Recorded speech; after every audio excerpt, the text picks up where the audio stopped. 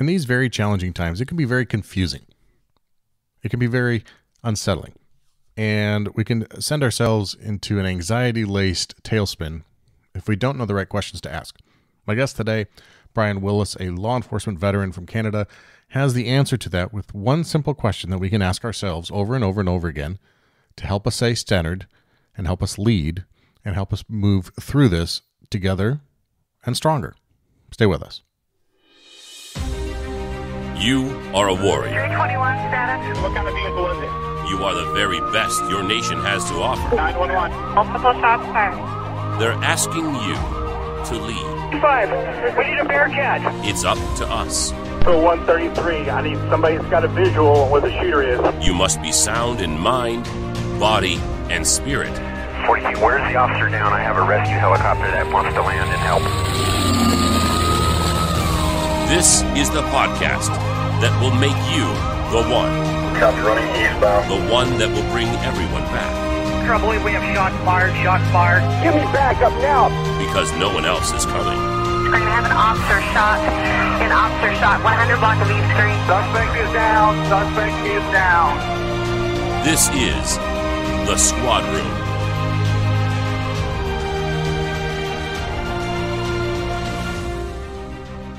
Hello, everyone, and welcome to the Squad Room Podcast, where we learn how to serve, strive, and succeed in our challenging career.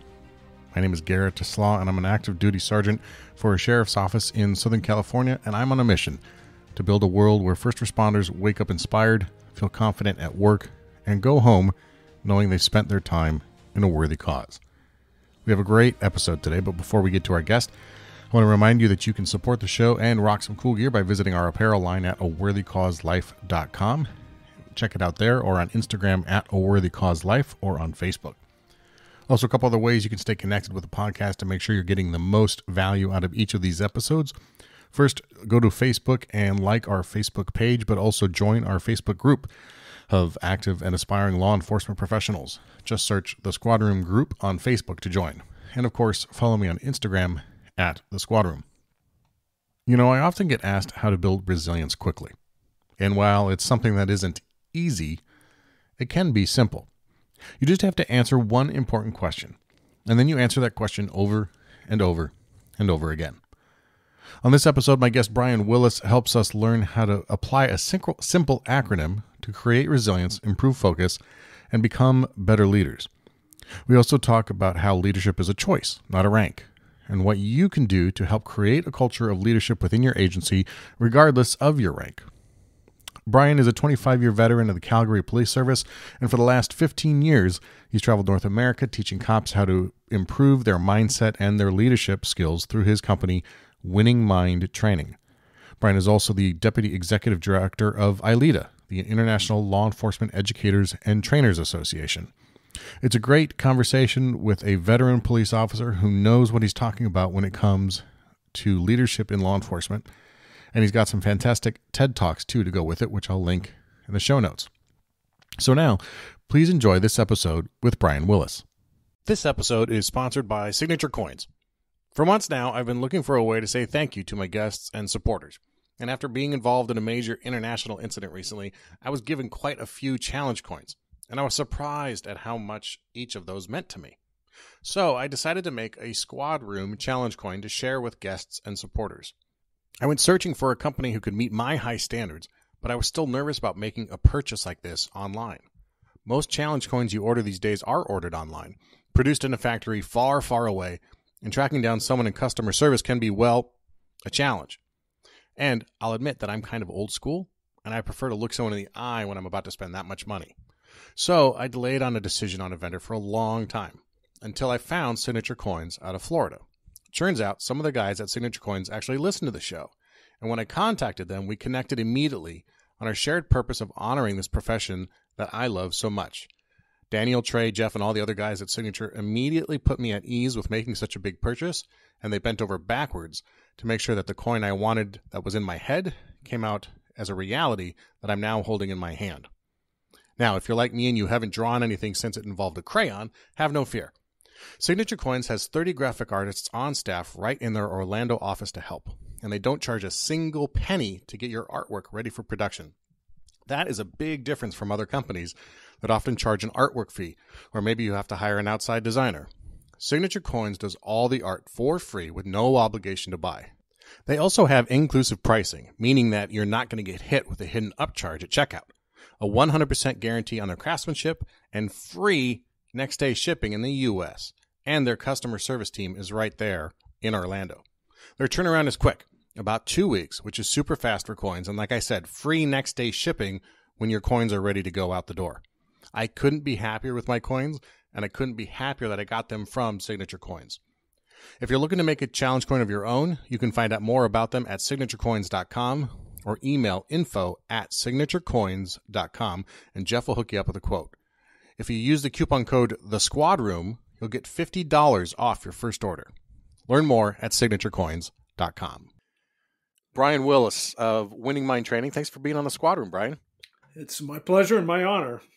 I'm excited to have you. We've been exchanging emails for a couple of months, and I first learned about you quite some time ago from your TED Talk, and we are both TEDx alumni, I guess, at this point, aren't we? So, Absolutely. And you had sent me an email about mine, and so we began a conversation, and I dug into you and your background and your company, and I could, of course, recite those things, but why don't you tell everybody like the nuts and bolts, the nitty gritty of your history and your career? I gave them the overall, your short bio in the intro here, but what about you, and what was your law enforcement career like? Well, I started my law enforcement career a long time ago in 1979 with the Calgary Police Service, which is located in Calgary, Alberta, in Canada.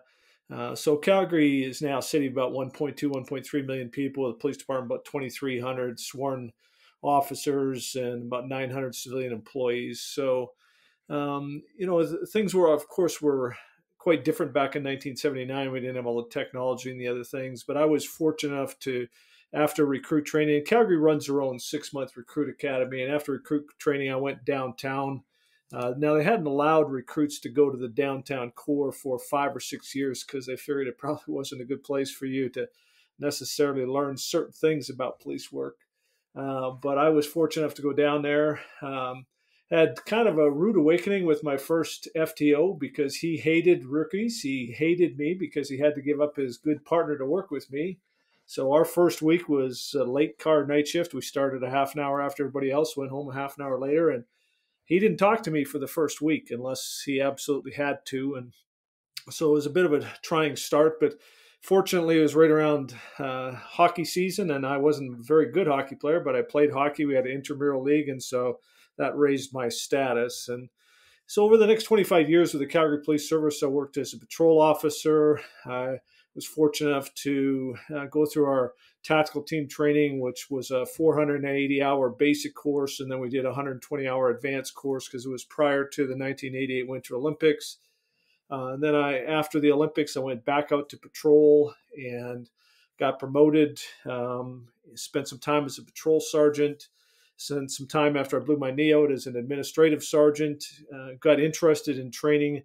And I guess my main interest in training was I was frustrated by some of the things we were doing or not doing. So I took some programs in adult learning and was able to work my way into training.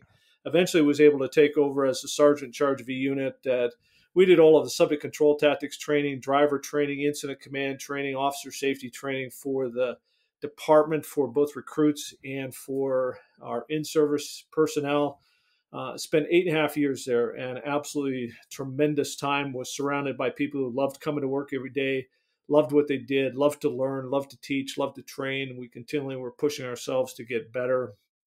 And during my career, I was also spent 19 of my 25 years with our crowd control section, and the last 15 years as a supervisor in charge of training and development, and was a deputy commander during World Petroleum Congress, G8 Summit, some other events that we held in Calgary.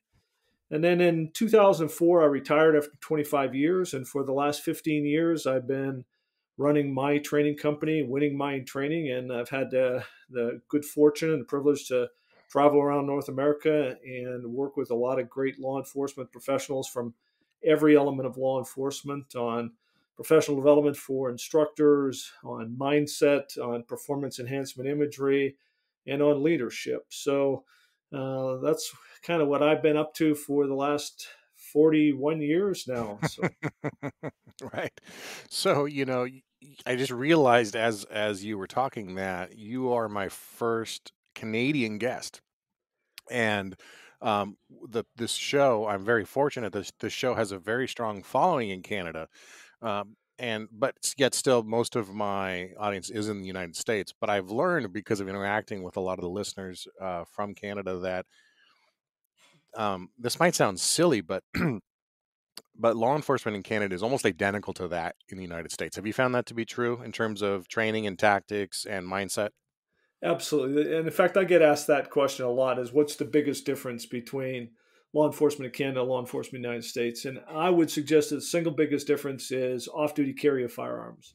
Off-duty carry of firearms is not something that is common in Canada. With my former agency, you had to have specific permission from the chief of police, and it had to be based on a specific credible threat against your life for you to carry off duty. As far as the career, as far as the profession, as far as the work, as far as the training, the tactics, all of that is almost identical. It's interesting because there's this mindset, or not mindset, but there's this misconception, I guess, that when you cross the border to anywhere that's not your home area, that things wildly change. and Right. and but as a result, I've talked to lots of Canadian officers and shared a lot of stories and learned a lot about things that Canada is doing very right in terms of officer wellness, and they're really far surpassing the United States in those efforts. It seems right now, and I think Australia and New Zealand are certainly even farther ahead than Canada. But in terms of officer wellness programs, what's your opinion of how Canada's handling it versus the United States?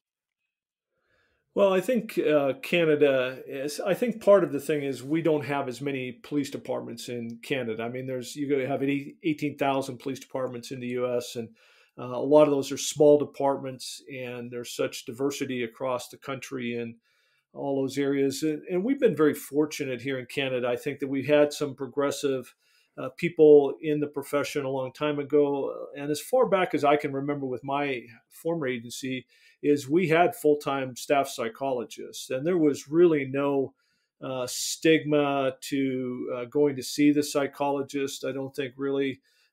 They got to the point where they were very, very busy. We've had peer support for a long time. Canada was pretty quick, the Canadian law enforcement agencies, to adopt and amend and adopt a program from the Canadian military called R2MR, the Road to Mental Readiness. And so I think, we've been doing some good things.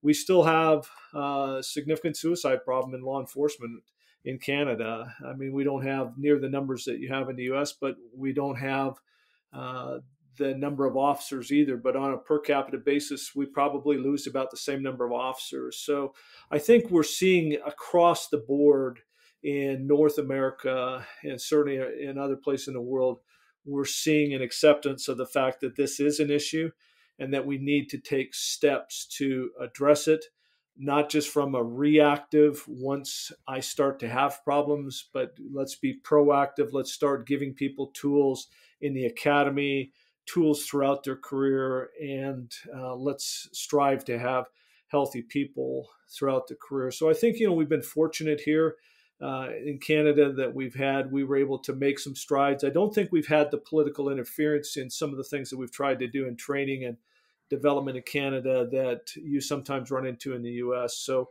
it's been very beneficial, but I think we're seeing great progress across North America in this area. And so you mentioned too that you've now, in the last 15 years, moved into your own training company, and that you train all over North America.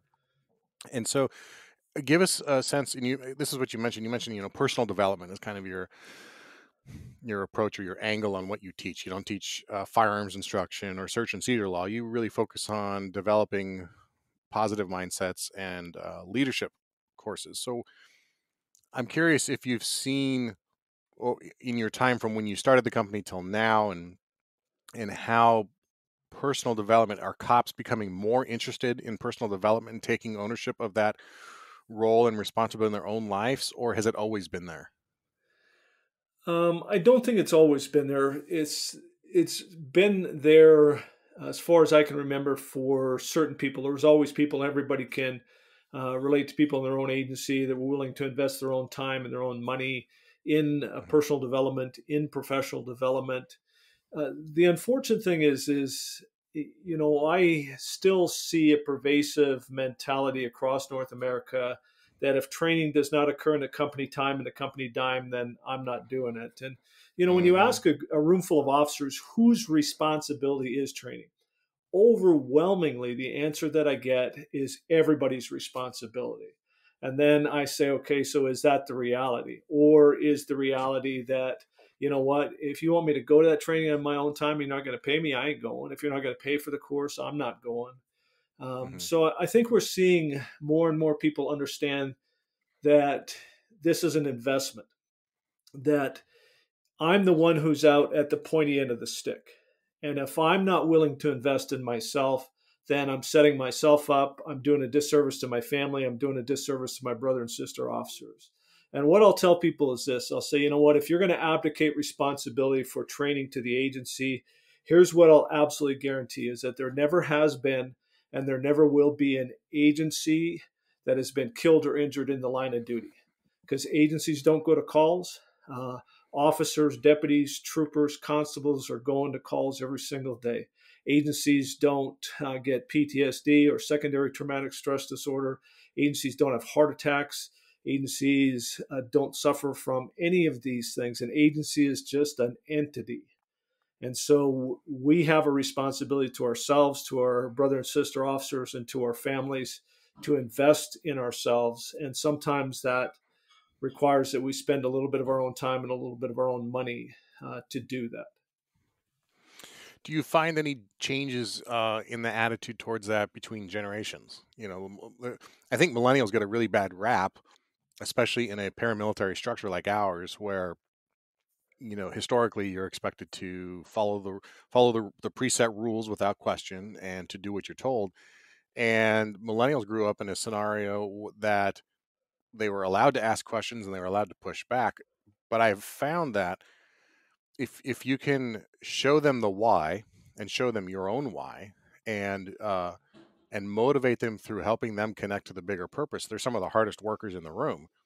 But they're also the most thirsty for knowledge and the most open to different training modalities like online courses or even just stuff from social media. Do you find a difference in the generations there? A little bit, and I'm always cautious about generational issues, and I'm very outspoken against people that talk negatively about the millennial generation and make Hmm. sweeping statements about a generation that at the high end, people that are millennials that would fall into that classification are 40 years old. Some of them Right, right. are lieutenants and captains and senior leadership. There's a lot of sergeants. There's a lot of experienced officers. And when we make a statement about a generation, calling them selfish and entitled, about a generation that, if you look at the military in Canada, the U.S., since September 11, 2001, the majority of the people who joined the military in a time of war and went and fought heroically tour after tour after tour are millennials. And for Hmm. us to call them selfish and entitled is a horrible disservice to them. And in fact, I've heard a couple of legendary, absolutely legendary military people who made the comment that they believe that the millennial generation, history will prove that they were the next great generation. Hmm. Um, and I guess the one piece of advice I got from Paul Callan, a retired Marine Corps colonel who used to teach a program on heroic leadership for millennials, what he explained to me is he said, you know what? He said, the reason why we have this perceived generational gap is that we make the mistake of looking at another generation from the perspective of where we're at. So as a Sure. 63-year-old baby boomer, I look at a 25-year-old millennial and I see a huge gap, which I should. But if I roll Right. back the clock and compare the 25-year-old version of me to the 25-year-old version of them, there's way more similarities than differences. And the other thing I think I caution people about is if we're still talking about how we're going to deal with millennials, we're way behind the curve, because within if you don't have 4 generations already, you're going to within the next 12 to 24 months, because you're going to have Generation Z or Generation Z, depending on which side of the border you're on, in your workplace. And they are not millennials. They're not Generation Y on steroids. They're completely different. They've been raised completely differently. And so I think what we need to do is look at the strengths of every generation and figure out how do we get the best out of people, because I see a lot of similarities between generations, and I see people of all generations that are willing to make that commitment to learning and to personal development and to personal growth.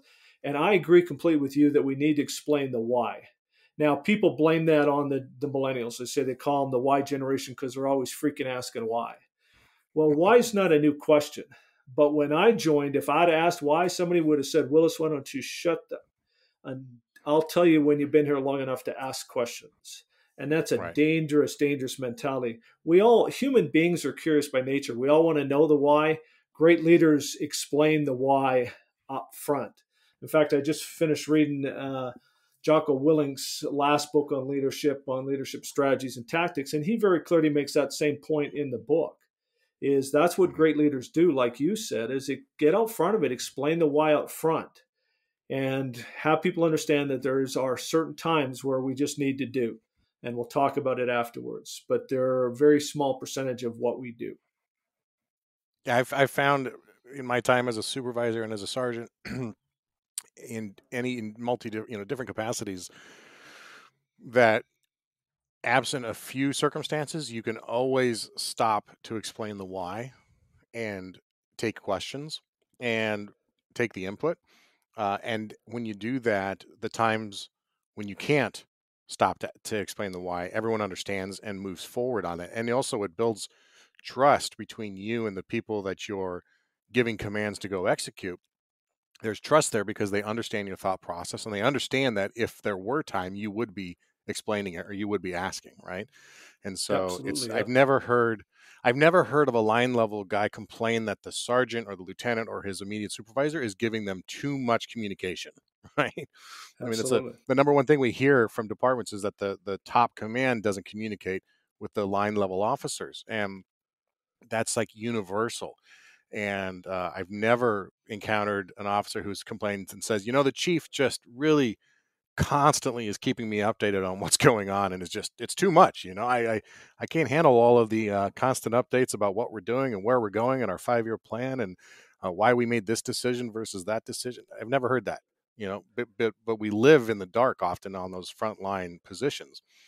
And so when you live in the dark, this is my segue into talking more about what you're doing now, I guess. When you live in the dark, you have to be proactive about taking ownership about what you can control, which is your own education in part, right? And so what is Winning Mind training, and what is it that you're doing right now to help the personal development of each officer? Well, when I started to research a long time ago, so let me back up a little bit. In the early 1990s, we had officers in our agency killed in back-to-back years. So Rob Vanderwill was killed in 2003, was assassinated at a traffic stop. And then the following year, we had Rick Sonnenberg was killed by a subject driving a stolen vehicle through the highway that intersects our city. Rick tried to deploy a tire deflation device, and as he's running off the road, the subject swerved around the tire deflation device and hit Rick and killed him. And as a result of those 2 line of duty deaths, our agency came to the realization that we were doing a reasonable job for the era for recruit training around officer safety, but we were, like a lot of places, we're dropping the ball when it comes to ongoing in-service officer safety training. That wasn't just certification or recertification. So the agency put together a committee, and as a result of that committee, we've created a 40-hour level 1 officer safety course that over the next couple of years, 2 or 3 years, we put about 850 operational people through it. And then our unit developed a level 2 course. Now, part of that course was mental preparation conditioning. Now, it wasn't the sexy fighting and shooting and running and gunning stuff. So a lot of people weren't that interested in it. So I took an interest in it. I started teaching, and it's become a lifelong quest for me. And how do we prepare the mind for where the body may have to go, which is a saying I steal from Stacy Lim, retired LAPD sergeant, where she says you need to prepare the mind for where the body may have to go. And I became such an advocate of mental preparation training that if my commander in the training section would come to me and said, you can only teach mental skills or you can only teach physical skills, you're not allowed to teach them both anymore, I would have only taught mental skills. Because if your mind is right, you'll always find a way, a tool, a manner, a tactic in which to fix the problem. But we can give you all the tools and tactics in the world, and if your mind shuts down, then all of that is completely useless. So my quest since the early 1990s has been, how do we help to create the most desirable programming at the subconscious level? So when officers are thrust into tense, uncertain, and rapidly evolving events or spontaneous events or high stress events where that conscious mind, that rational, analytical, conscious mind, part of our mind is bypassed, that we have instilled the most desirable programs in the subconscious level. And part of that is people taking responsibility for their training, for their actions, responsibility for their attitudes, responsibility for our self-talk, that internal dialogue.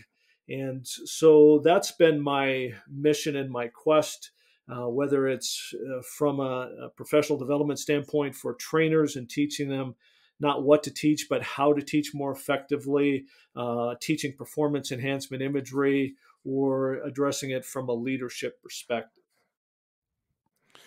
And so one of the things that you teach and that I wanted to have you on to talk about was your acronym WIN, W-I-N. And can you go into that a bit and explain how that relates to some of this mental preparation that you're talking about? Absolutely. So the WIN concept I borrowed from Lou Holtz, and Lou Holtz, I believe, borrowed it from another coach. But about, I don't know, probably 19, 20 years ago now, I was reading a book called Winning Every Day by Lou Holtz. And about the same time I was reading that book, I was watching a couple of videos of Lou Holtz talking about life lessons and leadership lessons. And in the book, he talked about this question, what's important now? And in those talks, he talked about this question, what's important now? And to this day, he's retired from coaching, he's retired from college football analysis, but he still speaks to very diverse audiences. And in most of those talks, he still talks about this question, what's important now? And when I read that and started to think about it, it struck me that that's a concept that if using the WIN acronym makes it easy to remember, easy to apply. But what it does is I can ask myself this question, what's important now? Now, it might be when my alarm goes off in the morning, and what's important now is instead of hitting the snooze button 5 times, when the alarm goes off, I get up and I have my workout so that I get that in. What's important now is when I'm faced with choices on a menu at a restaurant, and do I eat this, which, the burger and the fries looks really cool and I love chocolate shakes, or do I eat something that I know is going to be healthy, better for my blood sugar levels, my insulin levels, better for my overall health? What's important now is to set up rituals around sleep. And what's important now is to guard that sleep. What's important now at the end of a shift, maybe I'm coming to the end, maybe we're working, our crew is working, say, afternoon shift, and we come to the end of a shift and we're going to go, everybody's going to go out and have a beer. And I need to ask myself, what's important now? Is it important for me to go have a beer with these people that I've spent all week with? Or is what's important now for me to go home and see my spouse, my kids that maybe I haven't seen all week? So we can use it on a multitude of levels. I can use it in the moment on a traffic stop. I might ask myself what's important now 10 or 15 or 20 times during a traffic stop to help me stay focused on tactics and missions and decisions. I can use it on a personal level in my personal life. I might use it when I'm out at a protest and somebody's in my face and I really want to say something that's going to make me feel good in the moment, but I know it's going to just escalate things and come back to haunt me And what's important now is that I remain calm, remain professional, and do my job. It might be for a supervisor. What's important now is I need to have a difficult conversation with one of the people on my shift about a decision that they made or a behavior. And so what's important now is my natural tendency might want to be to delay that because it's going to be uncomfortable. They might get upset. But when I ask myself what's important now is have the conversation. What's important now is have the conversation now and not put it off. What's important now is have the conversation one-on-one in a private place. What's important now is to focus on the issue, the behavior, not the person. This is not about the person. It's about the issue, the behavior, the decision that they made.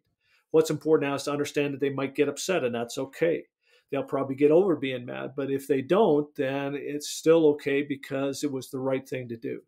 And what's important now is for me to continue to come at this from a heart of service, to show compassion and empathy for them, and to stay focused on the issue. So there is a multitude of ways that we can use it. I've had people tell me that they've used it to deal with the death of a loved one, or the murder of their partner at work, or to deal with cancer diagnosis. I worked with a 14-year-old kid a number of years ago. He's now, I think, 23 now. But his dad was a former police officer, reached out and said, hey, would you be willing to work with him? So this kid at 14 was all of a sudden faced with dealing with this cancer diagnosis that had a very high fatality rate, went through some hugely impacting surgeries. But he used what's important now on a day-to-day, hour-to-hour, sometimes minute-to-minute basis to get through this. And one of the things he told me is he said, you know what, Brian, he said, what's important is that once I beat this, I'm going to be better off for the experience. And he has, and he did. So it's just a simple, what I like about it is, number one, it's simplicity. And number two is its diversity and application, because there's no limit on how it can be applied. I really like it as an idea too for, it's a recentering call to action, and I love the example of, you're on a skirmish line in a riot and someone's in your face, or you're on an arrest and there's a camera in your face. And, what's important, you'd love to spout off at the mouth and say something you're going to regret later, but that's not what's important. What's important is maintaining your professionalism, not getting in trouble, not saying something you'll regret, et cetera, et cetera. And using that really quick phrase can help you reset and take your mind out of the immediate and into the kind of bigger picture, right? And I think one of the biggest challenges we have in law enforcement is creating a gap between the stimulus and our response, right? And to create the ability to respond rather than just react. And I think a tactical way to do that is asking yourself a question very simply like that, as a reframing of your mindset.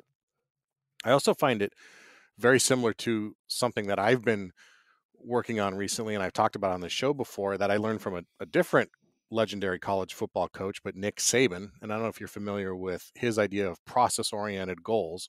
Yep. Or focusing on the process. He just calls it the process. But I've found that to be incredibly helpful, and it's almost similar. It's not as immediate, I guess, in terms of reframing, but the idea is simply asking yourself the question, what's the next right thing?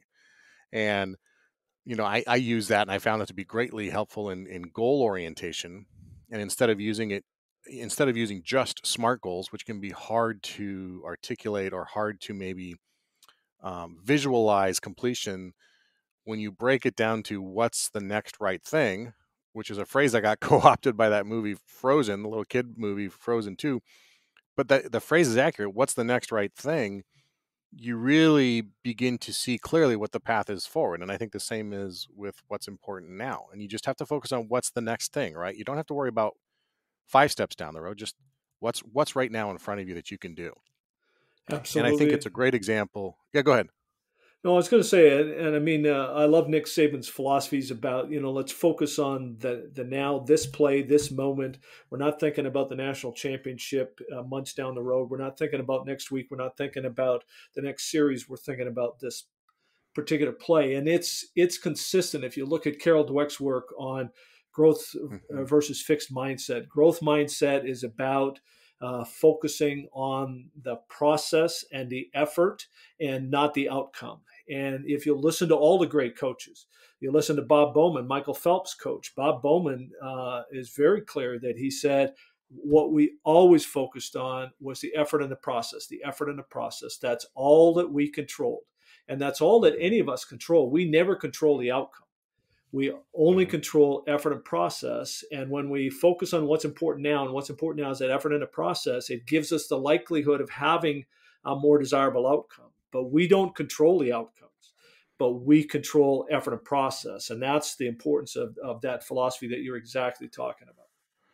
I think, too, to relate that directly to any individual officer who's looking at a career in front of them, it took me a long time to realize that there are so many factors that influence your career that are outside your control that you can't, it's impossible to chart your career path exactly as the way you want it. So for example, most everybody starts at patrol, right? For at least a traditional law enforcement agency, you start in patrol and you want to go to like a narcotics detective spot, right? And that's your goal. You want to be a narcotics detective next. Well, for whatever reasons, maybe there aren't openings in that position for a long time, but there are openings in like property crime detectives or in Vice or in Intel or Air Unit, So you take these kind of circuitous routes throughout your career, and I've never met a cop whose career landed the way they wanted it to.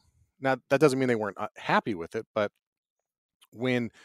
especially when you're like promoting or you're testing for promotion, there are so many factors that are outside your control in terms of who else is testing, how many spots are open, how good the list is, how long the list is good for, et cetera, that you really can get spun up and into a dark, dark place if you allow those other things you can't control to dictate your career. So again, you go back to, well, what's the next right thing? What's important now in terms of the effort I put into the shift that I'm on, the investigation I'm on, the interaction I'm having with this citizen or this supervisor, et cetera, and that's how you build the career. That's only recently kind of a realization to me.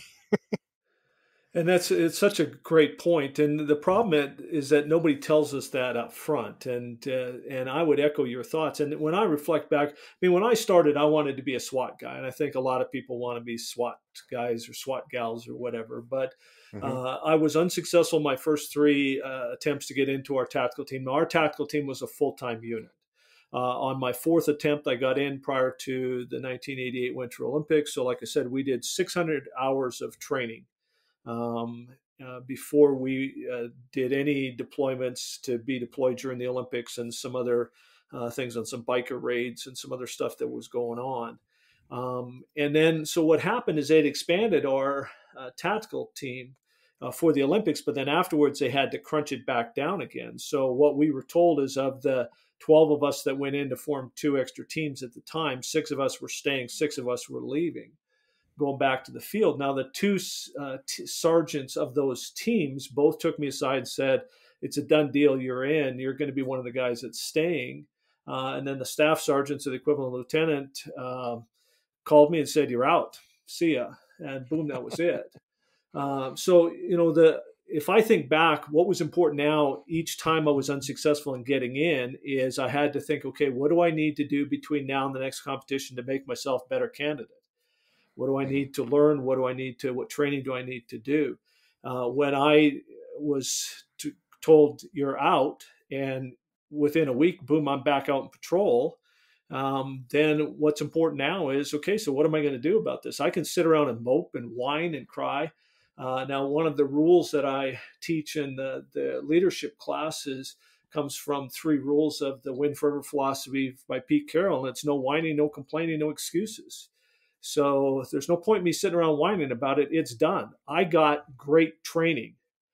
And so a year later, I got promoted. And within a year, I was doing training out in the field. And then that led me to the career that I had.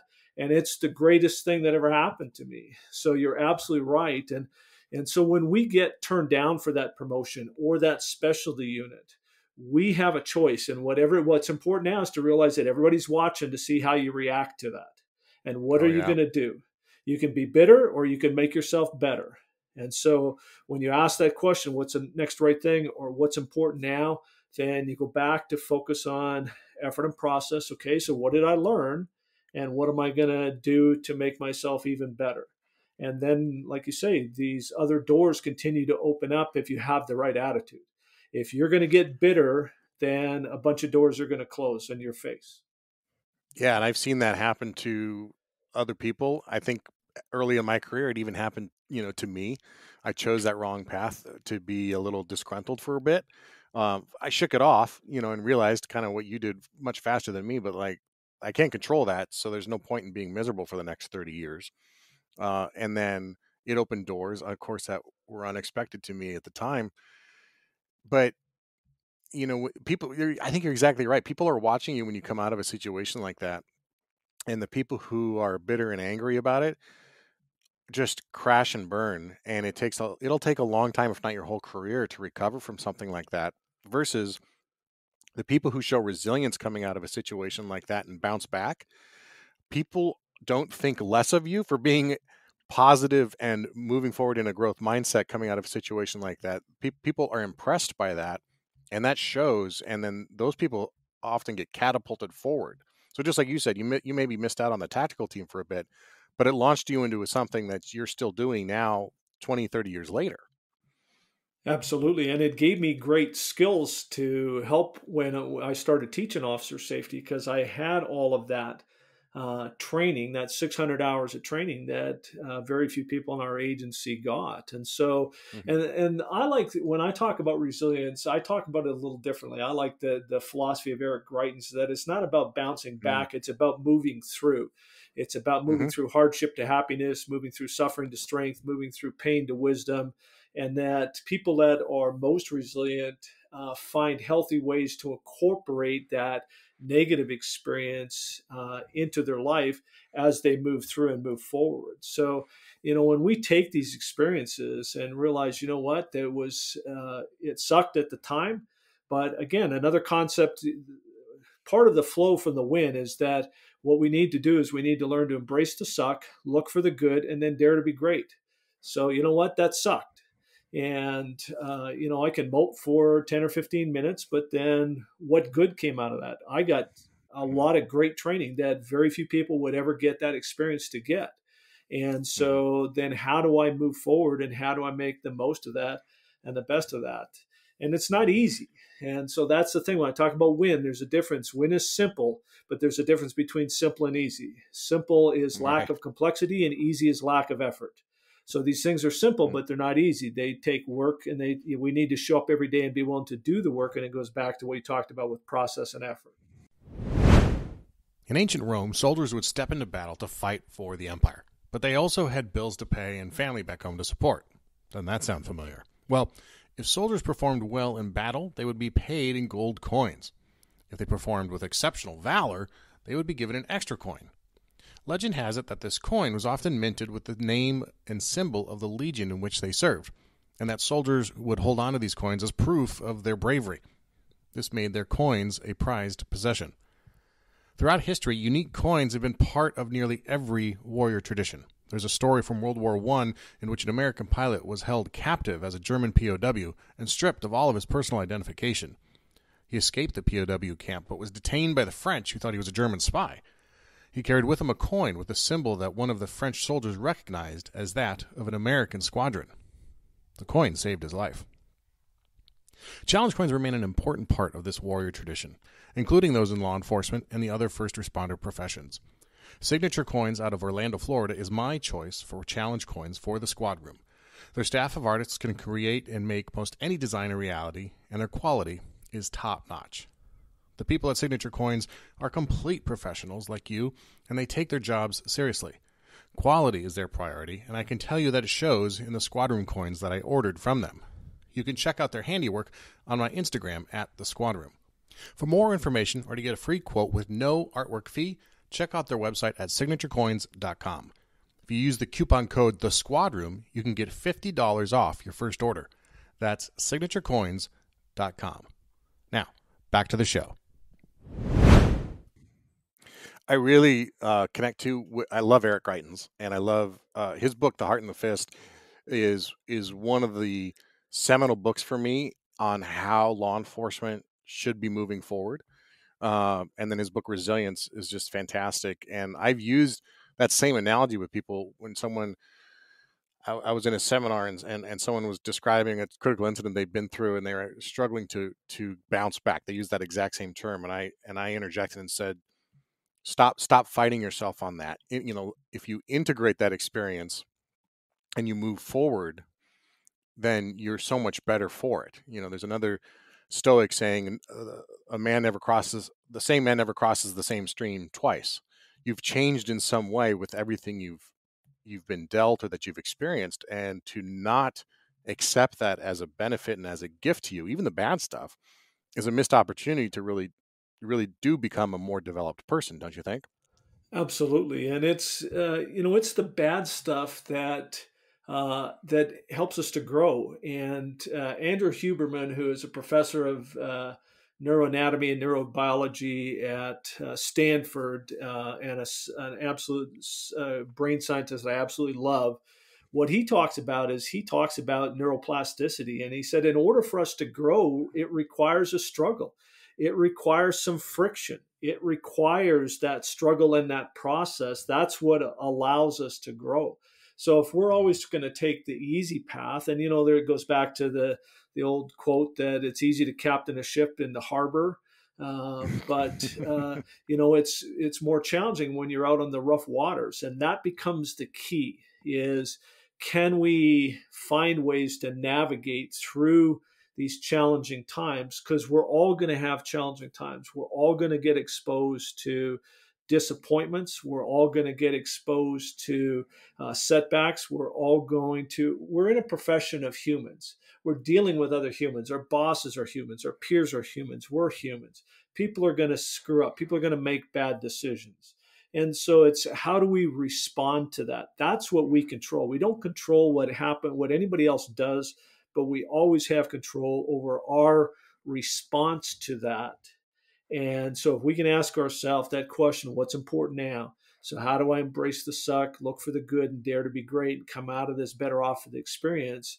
Then, I've talked to some people, and you have talked to all kinds of people as well, that have been through some horrific events, but they come out the other side and they incorporate that into their life, and it gives them new purpose and new mission as they grow and move forward, better off for what was a horrific experience. Those people, I think this is a good transition to my next question, is using this example of someone coming out of a specialty assignment or something that they wanted, or they didn't get what they wanted, and they're making a choice to move forward. That is in its own way a choice towards leadership. But you have a great quote I like, that says, leadership, like greatness, is a choice. And I think that's absolutely accurate. I think that we often abdicate that choice, or we make a choice by not choosing leadership, if that makes sense. Yep. But we also often put off that choice thinking, well, I'm only a line level officer. I can't do anything to lead. I'll wait till I'm a sergeant, and then I'll really lead. And then I'll show them how good of a leader I am. I suspect that you, like me, believe that to be a complete fallacy, and that there's leadership has no rank, and that you can be a leader at any level. But what are those choices people need to make early in their career to become a leader? And I absolutely agree with you that, and I think one of the mistakes that we as a profession have made over the years is we've confused a rank, position, and title with leadership. So we say, well, here's your stripes, here's your bars, here's your stars, so now you are a leader. No, Right. Now we've put you in a formal leadership position, but that doesn't make you a leader. And Absolutely. I agree that every single person in this profession is in a position to lead. And if you look at the law enforcement profession, 90 to 95% of almost every law enforcement agency are the rank of sergeant or below. So they're sergeants. The majority are officers or constables or deputies or troopers. You have some corporals, and then you have some sergeants. They're the bulk of the agency. They're also the face of the agency. When my former agency, 2,300 officers, when they do a citizen survey, the citizen's response is not based on the chief of police, not based on the 4 deputies. In fact, you'd be hard pressed to find a citizen in this city, or even probably a member of the police department that could tell you the names of the 4 deputy chiefs. They certainly couldn't tell you who all the superintendents are. People make decisions about the profession and decisions about the organization based on their interactions with line level people, with constables, with patrol officers, with deputies, with troopers, with sometimes with those frontline supervisors. But those frontline supervisors have a tremendous ability, and you know this, to influence those people on their squad, to look after them, to engage them, to give them an understanding that they are the face of the organization. And when they accept the decision, so everybody's in a position to lead, the question is, do you accept that responsibility? When you accept that responsibility, then what you say is that I will gain an understanding of the values of this organization, and I will live and demonstrate and exemplify those core values. And that's where we drop the ball a lot of times in agencies. Most people, and as I pull people in every one of my leadership classes on and get them to write down, without talking to anybody else or looking it up, write down the core values of their agency, most people can't do it. Some agencies have like 13. One agency I worked with had 13 core values. Nobody knows what they are. But we need to understand what those core values are, and then we need to weave them into our decision-making process and into the way that we interact and that we treat people.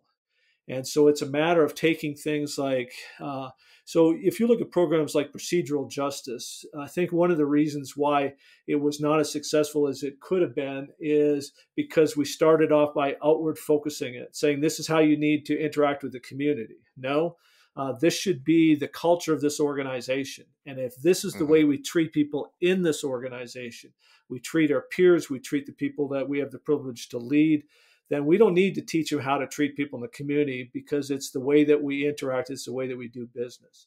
So when officers out of patrol, and if you think about your time as a deputy, your deputies in your agency, every law enforcement officer, patrol officers are in command and control of probably 90 or 95% of all the calls that you ever handle in your career. There's a small percentage of calls where somebody of a higher rank will step in and assume command and control. So you're out there and you're in command and control of these calls. You're the face of the agency.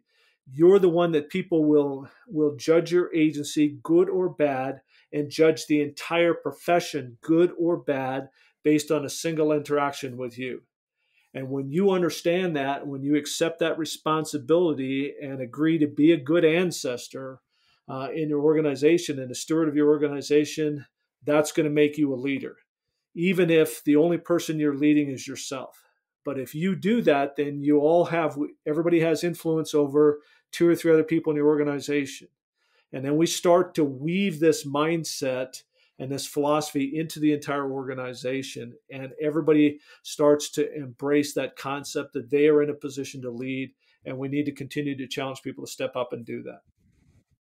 I think one of the things you just touched on that I think really want to emphasize for people, even as a rookie who comes in, the culture in general that we have, you mentioned it with your FTO, right? He wouldn't talk to you for a week. The culture, the overriding culture, obviously there's some out there that are different, but the overriding culture is that you're the rookie, you don't know anything, we'll teach you how it's really done, or you got to learn from us. And there's a place obviously for FTO and the academy and all that, but the assumption a lot of people come into the agency with is that they don't have any influence and that they aren't in a position to be influential to other coworkers. And I think that's absolutely inaccurate. You just mentioned the 2 or 3 people. Every one of us works on some sort of team, whether you call it a squad or a platoon or whatever, your beat partners. You have influence over them, and you decide whether it's positive or negative every day that you go to work and every interaction you have with them. And so even the rookie has influence over other people and the ability to start building relationships from day one that will serve them in a leadership capacity as they continue to grow. Don't you think? Absolutely. And I mean, you talk about influence, and, John Maxwell, one of the top leadership trainers in the world, when you listen to him, he says that leadership is influence, nothing more, nothing less. So we all have that ability to influence our peers, influence the people that we might supervise, influence people in our community, influence our family. So this requires that we make a cultural shift, that we stop treating people. And I'm going to challenge something you said right at the start about us being a paramilitary organizations, because I do not believe that we are. If you look at the definition of paramilitary, it's not law enforcement. If you look up a list of paramilitary organizations in the world, they're not law enforcement.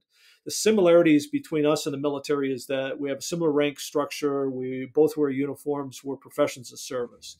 But other than that, there are not a lot of similarities. What we are is a profession of service. And so when we start to talk to people and treat them as adults in the academy, and when we teach them how to make decisions in the academy, there's still too many academies that are based on shut your mouth and do what you're told. And then we're stunned. In fact, I had a trainer in a major academy a year and a half ago when I was doing a 5-day excellence and training course, that we were talking about this right in the very first morning. And they said to me, well, we tell our recruits the first day of training that they're not allowed to think for the next 6 months. We're going to do all their thinking for them. And my question was, do you ever get complaints from your FTOs about your recruits not being able to make a decision? Well, yeah, because of the people that we hire. And I said, it's not the people that we hire, it's you. This is 100% on you. You tell them, shut your mouth and shut your brain for 6 months, and then you wonder why they won't make decisions. We need to change that. We need to change that FTO model. Now, FTOs are a huge challenge for agencies. Like my former agency, in the 8.5 years I was a sergeant at unit, we were putting 120 recruits through training a year. The year before G8 Summit, we put 200 recruits through. So, we had 240 FTO blocks that we needed to fill every year. We had 400 we needed to fill the year before G8. You look at NYPD, and then now they haven't hired anybody for a while because of all that's going on, but they were putting 1,000 recruits a year through training. So now they've got 2,000 FTO blocks, but we don't put enough importance on FTOs. Some of the most influential trainers and leaders in this profession are your FTOs. And Dan Green out of Chandler, Arizona, and Jason Devlin out of Scottsdale, Arizona have created a great program that I think is the next evolution of FTO training, where it's based on coaching. And I've been talking about this for years, but I'm not an FTO. But my philosophy is that we should have FTOs, field training officers, and then we should have FEOs, field evaluation officers. And for the first number of months, the focus should be on let's train you and teach you how to apply what you learned in the academy in the real world, and not worry about evaluating you. We'll worry about that later. And Dan and Jason have created a model that the FTO program is based on that. The first 12 weeks or so is all coaching, mentoring, teaching, developing them. And then there is an evaluation phase at the end. And it's a phenomenal program. And I think when we start to make those shifts and teach people how to make better decisions, there's a lot of focus on de-escalation. It's the wrong D. Let's focus on decision making, and let's treat people like adults, because the day they're off FTO, they're probably working by themselves, and we need to make sure that we set them up for success. So I think we need to make a bit of a cultural shift around some of these things so that they start to feel like, yes, I am in a leadership position. Now, great leaders are always learning. And I love a quote from Jim Collins in Good to Great in the social sectors, where he says, regardless of what you have accomplished or achieved, you're always going to be good relative to what you can become. Greatness is inherently a dynamic process. And the moment you start to think of yourself as great, then your slide towards mediocrity will have begun. So it's a journey, and it's a career-long, lifelong journey. And when we can instill those mindsets and those beliefs and those philosophies in people at the start and reinforce them through their FTOs and those frontline supervisors, then we're going to get people that will accept that they are in a position of influence and they are in a position of leadership, and we're going to continue to enhance our profession. One of the things, we're talking a lot about like entry level or people who are just coming in and their opportunities there. But, as someone who's now, me personally, mid-career towards like, I'm on the other side of that hump towards retirement, like it's not a abstract, obtuse thought anymore. But it seems to be around this time, based on the conversations I have with other people, regardless of rank, but just more about time on, that you start to think about the legacy you're leaving behind, or what inputs you've been able to achieve that made the place better than when you started in some way. And you talk about building a legacy a little bit. I was hoping you could touch on that for us. Absolutely. And so what I talk about is I want people to think differently about legacy. I want people to think of legacy not as something you leave behind when you die, but as something that you create every single day that you live. And in your life, you live many roles. So every day in your life, you live the role of supervisor, of members of the sheriff department, you're an administrator, you're a trainer, you're a podcaster, you're a husband, you're a father. You have all of these roles that you live in your life. And in each one of those roles, you create a legacy every single day that you live. And so if we can realize that, then what we start to begin to understand is that this is something that's an ongoing process. And if we start to realize that we can create this legacy every single day that we live, then how do we interact with people? What do we do to model for people? What are we showing people? If I say that it's important that you continue to learn and grow, then what am I doing? What am I doing on a regular basis? Somebody should be able to get in my face and challenge me at any time and say, okay, Willis, tell me in the last 6 months what you've done to make yourself better. What have you read? What have you listened to? What classes might you have taken online? What webinars did you attend? What have you done to make yourself better? And so if we are continually challenging ourselves, and I think one of the reasons we kind of get this plateau is because the majority of our training is qualification or requalification. Probably 80 or 90% or more of all training that goes on an annual basis in law enforcement agencies is qualification or requalification. Professional development training in most cases is completely optional.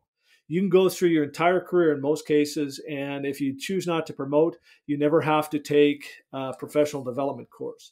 And when you do take professional development courses, nobody ever says to you, hey, Garrett, what did you learn?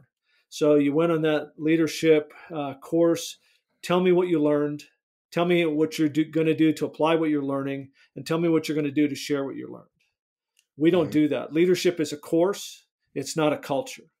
So we need to, if we see this as a legacy, as something I'm building every single day, then I'm motivated every single day when I come in. So what can I do with my squad at shift brief or roll call today? What can I do to enhance my agency? What can I do to share one thing I've learned from a podcast I listened to, or a book that I read, or something else? What can I do to share, to invest in others, to help to develop others? And when we start to do that, now we're excited about coming in every day, and we're going to all have those tough days. But now we're more excited about coming in every day because it's not just the same old, and it might be just taking 5 or 10 minutes at shift brief or roll call to discuss a leadership concept or a quote from the Stoic philosophers. So, Marcus Aurelius said this way back before Brian even started as a cop. What does this mean to you in 2020 and moving into 2021? And then people are engaged. Now people are having discussions. People are coming back to you with quotes. People are talking about books they're reading. And if we can build that and realize that this legacy is an ongoing dynamic event that we're contributing to every day, then it gives us something rather than just, what did I leave behind? And like personally, I don't care if anybody, when I leave the agency, even remembered my name. Did I create something in the unit where I worked, where I created an atmosphere and environment where it would continue to grow and evolve when I walked out the door? And if I didn't, then I did a disservice to those people in the organization. If I created that environment, and if I walk out the door and nobody ever mentions my name again, but they continue to grow and evolve and challenge and learn, then that was my goal. That's a fantastic spot for us to close on, I think. I can't add anything to that. That's more perfectly said. So thank you, Brian. Brian Willis of Winning Mind Training. Brian, please tell everybody where they can learn more about you and what you offer and how to get in touch with you. Excellent. Well, thank you for that. So my main website is winningmindtraining.com. So there's a bunch of information on there. There's links to a couple of videos and to all of our classes. And a website that I just recently launched that's leadership based is daretobegreatleadership.com. And so there's a weekly leadership blog on there that people can subscribe to. There's links to the one-day live class. And there's also the opportunity we now have. I created a 10-part online workshop that takes that live class, puts it into an online workshop. So there's an opportunity for people to sign up, register for that as well, and go through that. So those would be the two main ones. If there's any trainers listening that would like to invest in their personal development, I have a membership site called excellenceandtrainingacademy.com, where there's currently 260 interviews with authors, researchers, officers, change agents on there. There's 23 webinars on there. So trainers could go there as well if they're interested. That's awesome. We will put all the links to your websites and all of those programs in the show notes. People can go to thesquadroom.net/episode 128. There's episode 128 to get those if they're unable to catch that right now and need to refer to it later. So Brian, thanks for your time today. Thanks for what you're doing to help push forward the ideas of leadership at all levels and taking personal ownership and control of what we can control and knowing the difference between what we can and cannot control and helping push forward those ideas. And I guarantee that the work you're doing is leaving the world and other people in a much better place. So thanks for your time today. Well, I thank you and I appreciate that. And I want to appreciate and thank you for the important work that you do through this podcast. And I know you're doing some great things in your agency, but the podcast is reaching a lot of people. I love your interview style. And so keep doing what you're doing. You're doing great things. Thanks for listening to this episode with Brian Willis. If you want to know how you can support the show, there are a few ways you can do that. If you like what you heard today, you got something out of this conversation, please consider leaving a review on the podcast player of your choice. Please also leave a comment with your review. Second, share this episode or any other episode you loved with people who you know need to hear it. You can share episodes right from our webpage at thesquadroom.net and from most podcast players. Also, there are some great companies who support the podcast, and you can support them as well. Go to thesquadroom.net/support to see exclusive deals from Signature Coins, Hard to Kill Fitness, Onnit, Ranger Up, Hardhead Veterans, and Audible. You can also join our Facebook group and follow me on Instagram. Special thanks for our sponsors from today for Signature Coins. If you're looking for a challenge coin for your agency or specialty unit, check them out at signaturecoins.com and use the coupon code THESQUADROOM for $50 off.